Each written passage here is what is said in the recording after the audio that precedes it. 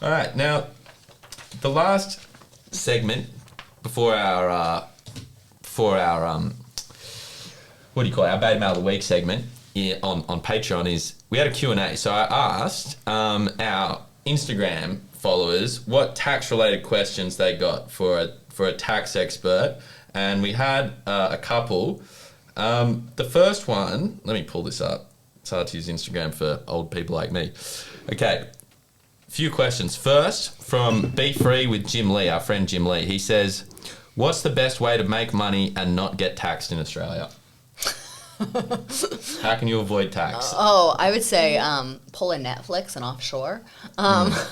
Pay your tax in the Netherlands. I am not a financial advisor, so I'm not supposed to be I can't give real tax advice. I'm not an accountant. I look at it more from the policy perspective. No, we definitely can. The motto of this show is we have no idea what we're doing, and we're going to give advice on a whole lot of topics we don't know about. That's basically the point of this show. My other recommendation would just live in a hole. Do not drink. Do not smoke. Do not gamble. Do not drive. Do not own a house. Also, don't work. That would be, I would say that is the best way to avoid tax in Australia. Okay, so you know what? That's pretty fair. Second question is from one of Fiona's old flames. Her name's Maddie. Big fan of the show. She went to they both went to one of these art schools. So they didn't have the best education. But she asked, what is tax? So for someone who went to an art school, can you just outline what tax is? What is tax? I could use this standard libertarian chant. It is theft. The aim of tax, there's a lot of different philosophies on what is tax for. My idea would be tax is to fund the government and to fund certain services that are important for a functioning government, like a judicial system, like an army, like roads, all of these things that we value. I think the tax should go to that. But a lot of times tax is used and is a tool of policymakers to try to shift our behavior into a way that they prefer. Yeah, it's like the cigarette tax. They don't want us to smoke. That has an externality on society. We got to stop people from smoking because then they'll get sick, and we know better. The government knows best, and so we're going to stop you from smoking. And another of the ways people see tax is like an equalizer. So they try to tax people at higher incomes more and tax people at lower incomes less. That rarely works because people at higher incomes can and do figure out how to avoid taxes effectively. Maybe not always offshoring to the Netherlands, but companies do that. Go to Bahamas occasionally. You can take a world trip. But there are lots of legal loopholes that you can manage to get around, and wealthy people do that. So the poor people keep my money. get stuck. Okay, another question. This is a hot question from my brother Alex. He asks, why do women pay less tax than men overall? Oh, that's actually a great question. I like that one. It's because women work fewer years in general. On average, women do take more time off for childbirth and child rearing. And as a result, they're paying less income tax over that period. They're still paying just as much tax in other areas, so they're paying just as much GST. They're going to be paying just as much other forms of tax. But because they're working fewer years, then there's that gap. They're not paying income tax over that time. Same goes with superannuation, where women tend to have almost $100,000 less in their superannuation funds on average. Right. Because they're not working for those years. Very interesting.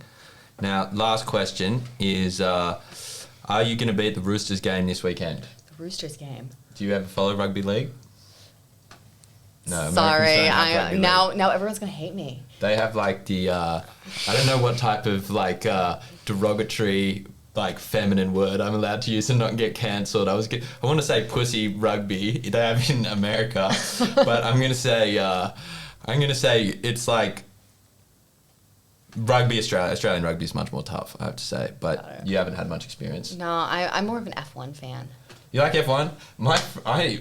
So many people my age just started getting into F1, and I have no idea why, but... There's actually a reason for that. Why? It's Netflix. Netflix started it. Drive to Survive on Netflix. Right. I got into it because Callan started getting into it, my partner. Quick shout out to Callan. Yeah, quick shout out to Callan. He originally got me into race car driving, race cars going around. I was like, it's just like NASCAR. People just go around in circles really fast. It's so boring. But I'm very much enjoying the F1. And then there's Drive to Survive on Netflix, which is like the behind the scenes of F1. So I think that's probably why people are getting involved. Yeah, I mean, I think it's pretty cool. It's pretty cool. It's like very European, I think. Very European. Yeah.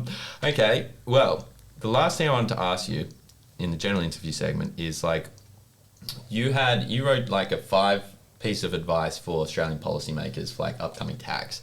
And that my gut feeling is that's related to the budget, which is coming out like next Tuesday. Now we got a whole lot of debt, and it's so much money that you can't even think about that much money. But I want to ask you, what do we want from the budget, or what do you want from the budget? What would you think make Australia a better place? Like, and if you could talk about the debt a little bit and make it like understandable for spastics like me. No, totally.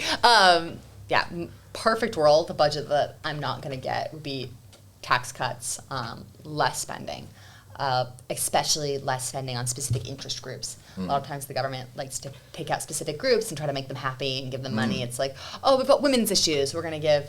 Oh yeah, like gender reassignment surgery in Pakistan. Yeah, exactly. All this random stuff that doesn't need to be there. So I would love to see slashing of useless policies, slashing of bureaucracy. We've hired so many public servants in the last year to combat COVID. A lot of people at Service Australia, I think it's like 5,000 extra staff members. I would love to see us cut back and start firing people and send them back into the real world to actually provide value to society. And then with all that money we have saved, to then increase the tax threshold. So my ideal income tax would start at $39,000, because $39,000 is approximately the minimum wage. What a full-time minimum wage worker is. If the minimum wage isn't a living wage, then why are we taxing them so much? So I would love to see it start there and then go up at a much slower rate. Because right now our brackets hit like very average salaries, very normal salaries, very high tax rates. 32.5% is a very high income tax rate. Yeah. And talk to me about the debt. Like, do you deal much with the debt in your like analysis? Yeah. Sorry, I missed that part of the question. It's okay. Yeah, I think that in the States that is more of an issue than it is here in Australia, obviously. And there's this idea that we can just keep borrowing money and we can just bring money out of thin air, and the government can spend it and it essentially makes money. And then if the economy starts to heat up and we get inflation as more money is pumped into the economy, the dollar becomes worth less, essentially. There's more dollars going around. They're not as scarce of a resource. And so there's the possibility and threat of inflation. And then the idea is that the government can then just tax that away and fix the problem. Not the greatest policy. That money does have to get paid back. Australia does not have the kind of credit that the US does, in the sense that no one's basing their currencies off of the Australian dollar.